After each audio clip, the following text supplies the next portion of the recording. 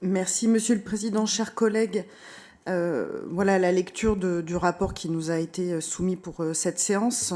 Voilà, on prend la mesure de la situation difficile, comme ça a été dit, de plusieurs EHPAD publics de notre département et évidemment, c'est très alarmant. On soutiendra bien sûr l'aide d'1,5 million d'euros proposée pour cette année pour ces 10 EHPAD publics qui ont sollicité le soutien du département.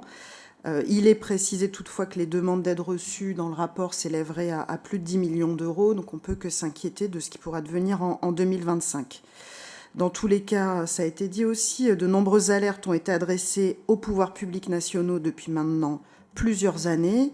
Dans un rapport sénatorial qui a été rendu public fin septembre, sur les 7500 EHPAD de France, 2 tiers sont aujourd'hui en déficit, avec un risque accru en cette fin d'année de cessation de paiement. C'est 2 fois plus qu'en 2020. Pour les seuls établissements publics qui représentent 44% des EHPAD en France, le déficit total est estimé dans le rapport à 800 millions d'euros. On l'a dit, en plus de la forte inflation et de l'impact de la crise du Covid, la baisse des taux d'occupation pèse lourdement sur ces établissements, aggravée aussi par les scandales passés révélés dans l'étude le livre de Victor Castanet et par l'enquête menée d'ailleurs dans notre département. Un appel a été lancé en septembre par 18 fédérations et organisations professionnelles du secteur, appel à faire de l'accompagnement du grand âge une priorité.